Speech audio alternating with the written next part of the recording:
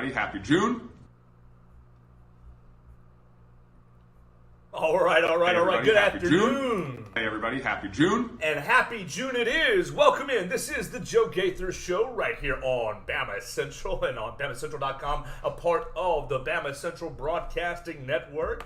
Big thanks to everybody hanging out and joining me on the internet world today. And good afternoon, Tuscaloosa. I hope you guys are doing well. Joe Gaither here for BamaCentral, and we want to encourage you guys to check out all of our other podcasts on the BamaCentral.com broadcasting network. You can find us with all things Bama and the Blue Collar Unplugged podcast as well. So we're looking forward to having you guys jump on and join us on the BamaCentral broadcasting network. We're going to have a lot of fun today. It's going to be it's a huge day in Alabama Crimson Tide land as the Alabama softball team looks to stay alive out there in the College World Series. And tonight, out here at the Joe, for the first time in 17 years, Alabama baseball is going to be having some postseason play. So with that in mind, I've scheduled my biggest guest on the show so far today. We've only had 10 shows, but with the 10th show, we welcome on Andy Phillips of University of Alabama and New York Yankees fame, one of the all-time greats in Alabama baseball program lore, and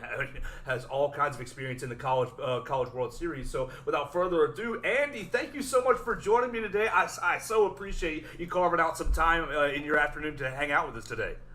Yeah, man. Thanks for having me. Can you hear me okay? I'm kind of in my truck. Just want to make sure everything's good. No, I hear you great. I hear awesome. You great, and good. I can turn you up in post-production as well, so it's no problem at all. So I hope you're having a good day, and thank you so much for joining us. I like that shirt. Yeah, that was a quick morning. Grab something to put it on because I've been running around, so I guess it's kind of appropriate for the show, right? Absolutely. Well, Andy and I actually know each other very, vaguely through church connections. We met a couple different times at Church of the Highlands, but this is really the first extended conversation that I'm going to get to have with you, and I'm really excited about that. Andy, I was preparing for the interview and really felt like very ignorant when I looked when I saw the resume. I was like, oh my gosh, I knew it was a good guest, but I didn't realize how big a guest it was. The all-time leader in Alabama history and Alabama Crimson Tide history in home runs. Obviously, one of two players to go to the College World Series, to go to Omaha 3 different times in an Alabama uniform, and really your freshman year kind of parallels with what this Alabama team is facing this year, having not gone to NCAA tournament in a long time. I know this team went 2 years ago, but hosting for the first time in a long time. So just as we open up and get started, can I get your thoughts on this year's baseball team as we prepare for the regional tonight? Yeah, I mean, I think first of all, it goes without saying they've been through the ringer a little bit with some unusual circumstances. College baseball in the SEC is difficult enough as it is, and especially playing in the Western Division and the league. I mean, it just it's a gauntlet every week, as every sport is. And then you throw in the coaching change and some of the stuff that's come in. So I think the first thing that comes to mind is obviously these kids have really answered the bell, have performed and played through a lot of. I think sometimes coaches throw that word adversity around just because it makes it sound better. But I think, that is rings true for them. They have faced some different adversity through injuries, and then obviously the coaching change and that unique circumstance. So for these kids to kind of really play well at the end of the year, and put themselves to play well in the tournament and to be in a position to host for the first time that's happened in a long time, I think speaks to just the resiliency of those kids and even Jason Jackson and the guys there and the job they've done. 100%. Then firsthand just how difficult college baseball is, not only playing for the University of Alabama, but also coaching for a long time as well. So you've been right there. You've seen the journey that this program has taken over the last 17 years. Since the last time that we hosted a game, the Joe went through a renovation project, and now here we are. So I mean, it feels like a long time. What does it mean as an alumni, as someone whose blood, sweat, and tears, really a lot of your life has been given to this program? What's it mean to you to see it back to a place of hosting regional baseball? Yeah, well, it's this is what you want, obviously, and especially with with the stadium coming several years ago. I mean, it's certainly when experiencing that as a player and knowing the atmosphere and the environment and how that hosting plays into potential moving forward. That as a player and a coach is what you're always shooting for, and that goes without saying. The program's had some a lot of ups and downs, more probably downs in the last 10 to 15 years. So yeah, I mean, it's certainly a special for them to be able to host, and hopefully my hope as a former player and a coach that this is just the beginning of a rallying around, not only from the fan base but from the administration and the university, to really kind of figure out what it's going to take to continue to keep this momentum going forward. Not only this year but in future years, to put a product out there that everybody's proud of. 100%. As we just said, you spent some time as the hitting coach for the University of Alabama. Talk about the challenge that Jason Jackson has faced this year. Jason Jackson going from pitching coach to now interim head coach. Just having your role change in the middle of the year after getting thrown some adversity. You don't expect any staff changes right there in the middle of the year. But if you were the hitting coach at that time, how difficult would it be to change your role mid-season and then obviously sustain or build some success? Yeah, I think probably the reality is that it probably varies from person to person, based on a lot of factors. I think that's one reason you look at in a lot of sports that assistant coaches, sometimes they make the jump to head coach and they're really, really successful. And then sometimes guys do it and it's probably more challenging because it is a different role. You go from more of the teacher and structure to to the CEO, so to speak. And I think Jason, what little bit I got to know him when he was coaching at FAU and see him out on the recruiting trail. He's a very mature guy. This is not the first time he's had to do that role. I believe he actually was an interim for a time, maybe at FAU. And so certainly I think the more years you get into the game, more things are caught than, you learn more by catching things than you do somebody telling you. So I think him being observant over the years for different head coaches that he's been around, certainly you can kind of rub off on that. And some guys make that transition easier. I think for him, it's just figuring out, how much he's going to invest into the pitching side, when he's trying to run the show. But he looks like he's done a great job of that. I think so as well, absolutely. Andy, I came to Tuscaloosa as a freshman in 2008, so really my baseball college knowledge is not so good, but ever since I've come to Tuscaloosa, I've heard, the Jim Wells era, we need to get back to the... Talk about playing for Jim Wells and just what he means to the program and kind of just put us in that locker room. What really made him such a special coach?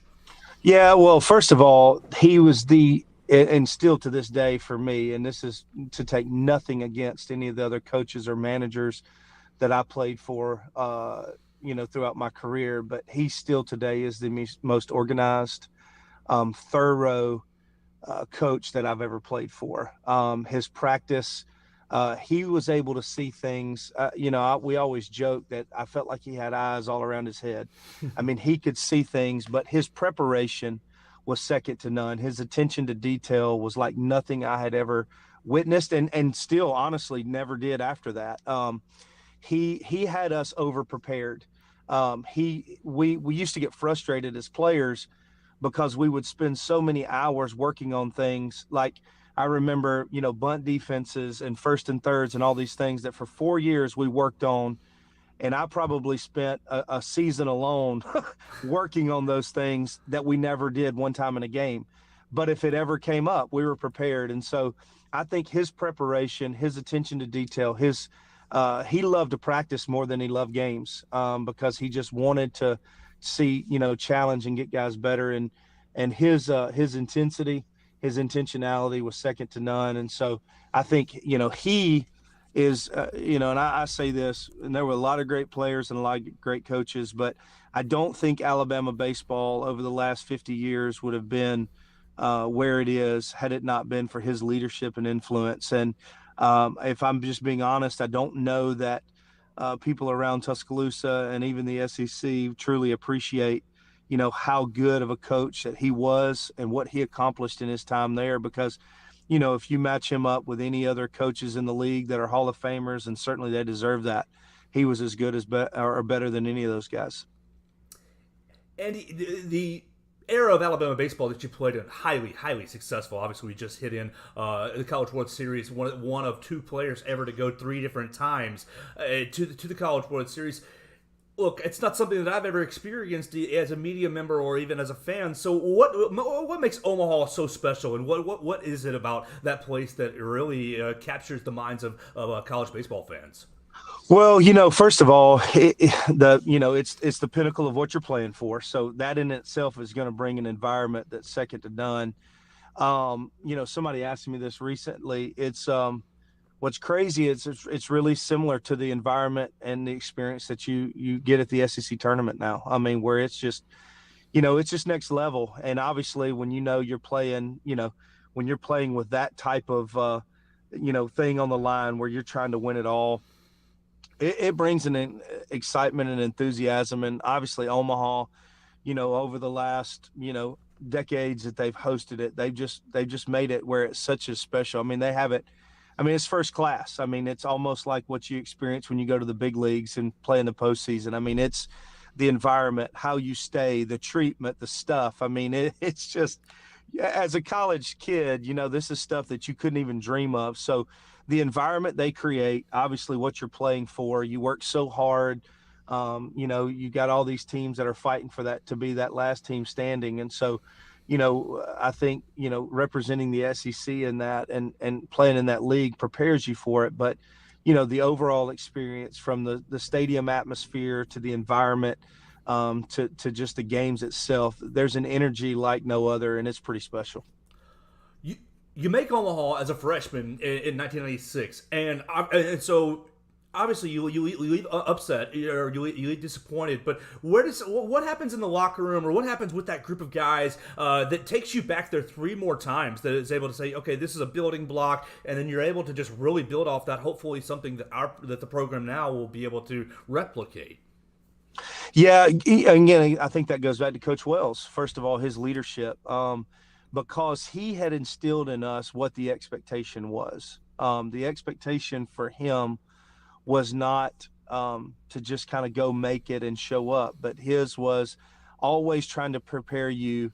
I remember many games where we would beat teams in a blowout, and he would be unsatisfied, and you just, as a player, you're going, I don't know if we can ever make the guy happy. But what, looking back on it, and as I got older, I realized that what he saw as success was saying, hey, yeah, you might have beat this team by this, but if you get in that situation in a national title game and you approach it the same way, it's not going to work. And so he was always pushing those buttons. And I think the biggest thing was we created a culture of expectation. And that was with him, was once you tasted it, you knew the talent, you knew the work ethic, and you knew the things that it took to get there. And so we believed it was there. And we knew that, we weren't, certain players changed, but the talent was there, and we still knew we believed in Coach Wells and his leadership. And so, there just was an expectation that Oh man, I think I might have lost Andy with a text message on. There we go. Yep, go ahead. There was just an expectation. There we go. Sorry. No, you're good. Sorry about that. I had a crazy call come in, but it's all good. Yeah, no, there was an expectation that that we had the talent. We knew what it was going to take to work there. We knew we were going to have the leadership in place, and so really, and it was about trying to create that player leadership culture. And again, it goes back to Coach Wells. I mean, I can't even quantify, all the things that he did to put in place for us to have that expectation that this was going to be a thing every year that we were playing for. Well, you go back in '97 and you make it all the way to the finals, the deepest that Alabama has ever made it. Unfortunately, losing to LSU. Yeah. Oh, what is that feeling like, losing to the Tigers, having that title? Oh, just so close. Yeah, it's tough. Anytime there's two, for me personally, there's 2 games, I guess, in my life that I have a lot of regret about and how it ended. And it was obviously that one, not coming up on the the short end in that one. And then actually in basketball in high school, a state championship game that we were winning and you lose that. I mean, those are the ones that stick in your craw, when you're standing there with the championship just kind of right at your fingertips. And, that one was a unique situation. We had our best player that year as we were getting ready to go to the regional championship. In the regionals, Roberto Vaz stepped on a ball and fractured his ankle. So, here's a two-way player that's a 400 hitter, hit 20-something home runs, but could just take over a game, and he's missing. And so, I think people forget that, what's interesting about that is the guy that replaced him was actually College World Series, made all-tournament team. He hit 4 home runs. So, offensively, we didn't miss much, but it was his arm on the mound because we got in the losers bracket and we were trying to piece it together in those early innings to get to our best arm. And we were just an arm short, and that's the difference. And I think that's where you see, that's why the margin is so slim. You don't always, not necessarily. I mean, obviously LSU was a great team. Sure. We battled them all year, but in those types of things, it's those little small differences. You get in a loser's bracket and you have to burn up an arm or two, and then all of a sudden it puts you, in a hole. So that, unfortunately, that year we were an arm short, and obviously a really great team beat us, but still proud of what we did. Absolutely, you should be 100%. You live right here in the Tuscaloosa area, and so you hear all kinds of talk over the last 10 years about football and how successful the football team has been, and also just how competitive the SEC is. What goes through your mind when you're hearing maybe some people who aren't as up on the baseball side of things when you think about just how competitive the SEC is in baseball? Unfortunately, I think it puts the football competitiveness a little bit to shame. Yeah, obviously, everybody understands. It was no different when I was here. Listen, we understand that football in the state of Alabama and the SEC is king, and it should be. But sometimes the purity of the game of baseball, it being America's pastime, sometimes because it's so football driven now and the way things have gotten, so competitive, it does get overshadowed. And certainly you can see throughout the league that there are certain places that baseball tradition is big. The LSUs of the world and Mississippi States of the world, there's still that baseball tradition is there. And hopefully, in the state of Alabama that people can see that, this is something that can be it'll never be as big as football, but it certainly in the spring can be something that people can be proud of. And so, yeah, I don't think it takes this time of year for people to see, wait a minute, baseball is still pretty good and it's still pretty competitive. And we used to joke when we were coaching there that we always kind of liked when the spring football got over and before SEC media days, because that would be the 2 or 3 weeks that people would pay attention to baseball and see how good of a product it really was. Well, it really, when you look through the top 25 and 12 of them are all SEC teams, it's like unbelievable when you think about the competition day in and day out. Absolutely. And you're drafted in 99. You're drafted in 99, but it takes you till 04 to break into the majors. That's not uncommon. Yeah. It's not an uncommon thing for the process. Just what goes through your mind, or what goes through kind of your feelings as you're battling in the minor leagues for 4 or 5 years before you get into the major leagues? How difficult is that? Yeah, it's a challenge. And, people will tell you, and, when you get in the league, as soon as you get to pro baseball, they're like, hey, there's a lot of eliminators, and if you start paying attention to all the steps ahead or who's in front, if you start letting all these outside factors affect you, you're not going to play. And guys would tell you, just go play baseball. There's so much you can't control. And if you start letting those things, and so it's hard. But fortunately for me, I was able to play and produce and put up numbers right away. And I had, 2003, I was injured, so I missed most of that season. But had a great year in 02 that I felt like I was on the path. And yeah, you start to figure out that pro baseball has, like I said, it has a lot of its own built-in weed out process. And part of that is how can you control the outside factors? And so fortunately for me, when I got in the Yankee organization, there were some good guys that kind of stressed early on, hey, if you want to give yourself the best chance, you have to go play baseball. You can't. And sure enough, when I got there were 4 guys, I think, on the 40-man roster above me that played the position I did. And so if you just looked at that and said, oh, there's no inroad here, but sure enough, it had a way of, if you play well, it has a way of kind of weeding itself out. So I was very grateful to be in a first class organization with some great managers, some great infield coordinators and such that helped in my development, and could not be happier about that experience. The 2004 minor league player of the year for the Yankees, and 2005 basically outstanding rookie in spring training. What is the call? What's the moment like when you get that call up? Hey, you're moving into the major leagues. You're going to get your major league opportunity. What's that moment like for somebody who's worked so hard? Yeah, it's indescribable, really. I mean, the emotion, that you feel in that moment when you get that call to say, hey, you're going to the big leagues is like, it's something that I'd never experienced. I mean, there's no emotion like it, because you feel like, your whole career, I mean, certainly as you get into pro ball, I mean, that's the pinnacle. And so when you get that call, I think there's this flood of emotions of, all the time you've sacrificed, all the people that have invested in you, all the people that have been supportive. I mean, everybody from your hometown, everybody from where you played. I mean, you just have all these floods of emotions of people that, and gratitude that you're experiencing, that it is by far one of the most emotional moments of your life. And so, I'll never forget the day I got that call and kind of everything that played out. And, those are memories that you'll absolutely never forget. Okay, and so you get into the big leagues, and it takes you one pitch to hit a home run. One of what I think I read 10 players ever to hit a home run on their first pitch, and not just a home run over the Green Monster in Fenway. Yeah. Tell us that story. Just like, what are you thinking stepping into the batter's box, and then pitch comes, you hit it, and make great contact. Tell us this story.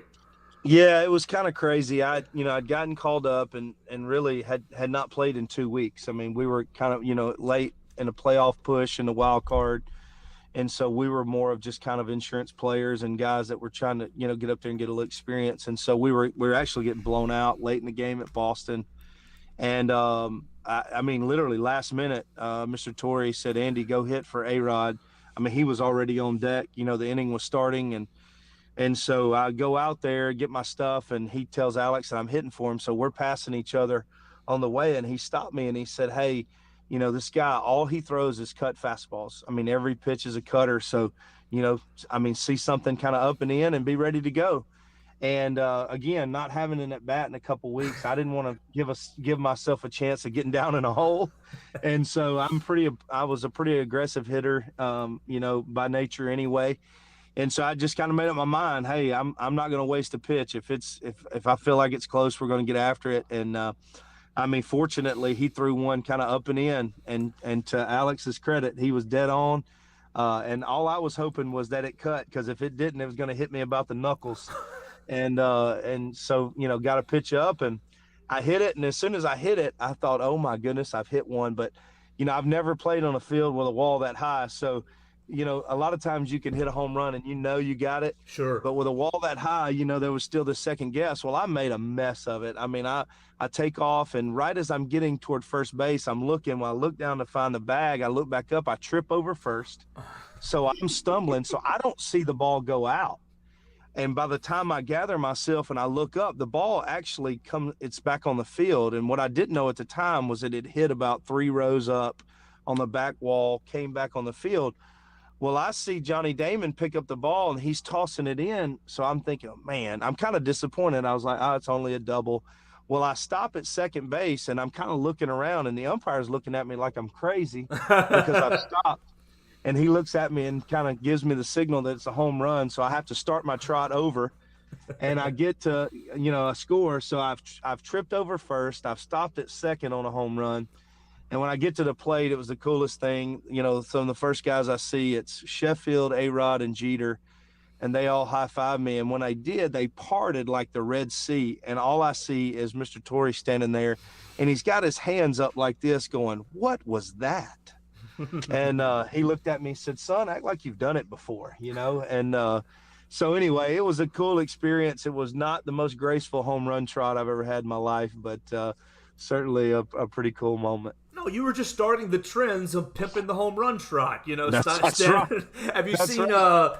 Jess Chisholm, the Marlins? He stops on third base now Yeah. on the Oh yeah. trot. Oh yeah. I did the same thing. I just wish I could say mine was intentional and that I knew what I was doing. Mine was not nearly as cool as what these guys are doing now. Are you a fan of kind of that flavor coming into the game as it's been over the last 4 or 5 years? I'm not a fan of where it's gone to some degree. I'm always a huge fan of like having energy with your own team. I know it's an unwritten rule, and I'm certainly not looking down on anybody that does it. I just prefer the celebrations. I don't mind the celebrations in the dugout, but when it gets out on the field and it feels as though it's kind of coming across to the other team, I'm not a huge fan of that. I certainly want guys to enjoy the game, but I think there's ways you can do it within your guys and in that dugout and those types of things, and have just as much fun as you do being out there on the field. But it's just my preference, and I know baseball can be a slow game. Sometimes it can be boring, and people saying that's what's bringing a little energy to the game. And if that's what everybody wants to say, then we'll go with it. But it's not something I would do. That's all good. What do you think about the disco helmet that the Alabama baseball guys have adopted for their home run celebration? Have you seen it? Like I said, I mean, stuff in the dugout amongst Yeah, they the keep it guys, contained. absolutely. I mean, again, I think that's great because it's amongst yourself, and I think it's across the board. I just think when guys are doing stuff out on the field that it looks like you're kind of sticking it in the other team's face. But no, we had a little fun thing when I was at Alabama there. We kind of kept it hidden where it just kind of happened where we were actually on a plane flight going somewhere, maybe Arkansas, and they gave us the snack bag, and there was like these animal crackers, like these Scooby snack animal crackers in there. And we had been struggling, and I thought, you know what? I'm going to have some fun. I was coaching first, and so I put some in my pocket, and every time somebody got a hit, I just ran out there and handed them a Scooby snack. Well, it caught on. And so then it became this challenge. Like, guys were so fired up about, I'm working hard to get a hit because I want to get this snack, And people caught wind of it. And it was, like I said, it was fun amongst our guys, and it was something that just kind of kept their mind free and easy. And I think anytime like that, those guys are good doing that. I love that. That's a great story. Yeah. What's your take on the pitch clock? Because I come from a baseball casual kind of fan. The pitch clock, I've loved it. It's made me sit down and watch games and watch the Braves lately and kind of catch it on Sunday Night Baseball on ESPN. What's your take on some of those changes? Yeah, I wish it would have happened 40 years ago. Because nothing as a player, there's nothing greater than playing behind a guy that works fast. Sure. I remember I actually talked to him recently, but when I was in Cincinnati, David Weathers, his son Ryan's pitching in the big leagues now. David Stormy, he worked so fast. I mean, as soon as he got the ball back in his glove, he was ready to go. And as a defender, you're staying engaged. And so, no, I love it. I think, one of the things that's hurt baseball over the years is that, with people being so busy, they're like, man, do I have 3 hours of this slow paced thing to really give to it? So I think, speeding the game up and making it, a little bit more fast paced. And that's why softball has taken off over the years, because it's so quick and the tempo goes. And I think people now, there's not as many people that want to sit down and be slow for 5 or 6 hours. And I'm not so sure that's a good thing, but it's the reality of where it is. And so I like the pace of the game for sure. Well, Andy, this has been such a blast. I really appreciate you jumping on and joining us. I'll just kind of get you out of here with wrapping up and retouching on the regional. Alabama hosting Boston College, Troy, and Nicholls State. It's going to be Nicholls State tonight at 6 p.m. Will you be in the building this evening, or will you be paying attention, watching over the weekend? Yeah, I won't be in the building. I'm actually on the road right now. We're running around the state doing some stuff, so I won't be there. But, certainly I'll be kind of keeping an eye on and seeing how they're doing, and hope they do well for sure. Absolutely. Well, Andy, thank you so much for joining me today. Please let the people know what you're involved in, any way that we can support you, or any way that we can get behind any cause or businesses that you're a part of. Yeah, so we're actually in transition. So started some businesses, and we started had Overflow Express Wash that we actually just sold, but we're getting ready to build another car wash and called Mission Express. It's going to be over in the Cottondale area, so that'll be coming hopefully in the next 6 to 8 months. And then just spending a lot of time. Got a foundation that I'm really involved with in Utah, Alabama. Actually, it's where I am now, called True Vine. It's a really cool place that we do character development training. I mean, everything from sports teams to businesses. It's team building, it's community. It's one of the most beautiful places you ever see. So grateful to be on the board there and part of that, because it's a mission I believe in. And so those are the things. And outside of that, chasing my daughter around, riding horses, and playing golf, man. That's what I spend my time doing. How did you play yesterday? You said you ended up having an event yesterday. Did you do all right? You didn't have to say we were going good until you had to bring that up. Oh, no, you went 70. Perfect. Great day. Yeah, well, we had fun. Nobody got injured. We played in a little scramble. I had to play with a former Auburn baseball grad. So we had a good time giving each other a hard time, and neither one of us played well, so we could just trash each other the whole time. So That's a lot nobody of fun. got hurt, and we got out of there okay. So it was good. Those are good goals. Andy, thank Yeah. you so much for joining me. I taking time out of your busy schedule. I hope you have a great day, and hopefully we can do it again soon. Anytime, Joe. Appreciate Yes, it. sir. Yes, sir. All right.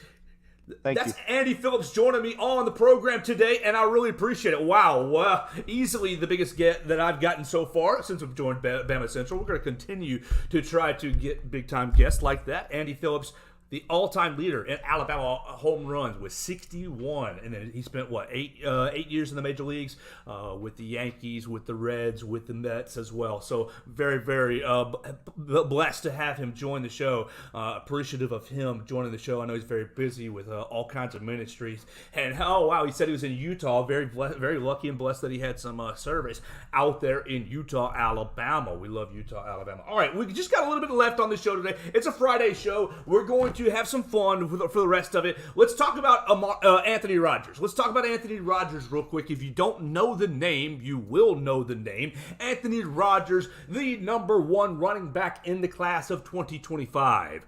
Anthony Rogers, actually, you're going to see on his 24/7 page and all his recruiting pages that he is from IMG Academy, but really from right here in Alabama, Pike Road, Alabama. He spent his last 2 seasons, freshman and sophomore seasons, with the Pike Road Patriots. You might have seen him come to the Tuscaloosa area 2 years ago when they played Hillcrest, and really had a great game. But Anthony Rogers, number one running back in the class of 2025, is going to be making his commitment about 3 p.m. Central Time, so 90 minutes away from Anthony Rogers. You're going to be able to look for him on the Twitter machine. We're going to have you covered right here on BamaCentral.com. I'll keep you up to date. We're expecting him to choose the Alabama Crimson Tide. And what's that going to mean for Alabama? Well, it's going to give him 4 commitments in the 25 class, and really, the 25 class is already taking great shape. I know, that's a year ahead. We're looking at the 24s for the next class, but Nick Saban always working 2 years, 2, 3, 4 years ahead. The 25 class going to be highlighted by Ryan Williams, of course. If you haven't seen Ryan Hollywood Williams yet, oh my gosh, he's going to be Tyreek Hill. He's going to be Jamison Williams. He's going to be... he's an incredible player. He's a special player. Wide receiver for Saraland. And then you got two offensive linemen, Mason Short and Dontrell Glover. So your offense, man, the offensive class already taking great shape for the class of 2025. Going to be looking forward to seeing what Anthony Rogers does today. His finalists are Alabama, Georgia, Auburn, and Oregon. So really, you've got to, and Florida as well. But I'm expecting it really to come down to Alabama, Georgia, and Auburn, with kind of Alabama taking the lead today. Again, for our evening slate, we're gonna have Alabama softball taking on Stanford tonight at 6 p.m. Our friends Matthew Gibson, Edwin Stanton, and Katie Wyndham are out at Oklahoma City for Bama Central, and they're going to have your coverage starting at 6 p.m. tonight. It's must win. It's win or go home. And really, it's kind of a little bit of karmic retribution, or opportunity to create some karma, opportunity to get some revenge for the Alabama softball team. Why? Because Alabama's matched up with the Stanford Cardinal, and Stanford eliminated Alabama last season. Stanford getting rid of Alabama last year here in Tuscaloosa in the regional. Oh, that really put a damper and kind of really put a bitter mark on the end of last year. So I don't know if our ladies can go out and win the rest of the thing. I think you saw yesterday with Tennessee and Oklahoma having strong showings. It's going to be tough to overcome. I think Alabama, that 6-7, 5-6-7 is really about where they are for this season, 5th, 6th, 7th best team. But you go out tonight, you beat Stanford, you eliminate Stanford, you give them a taste of the medicine they served you last year, and then you just try to work your way through the weekend as best you can.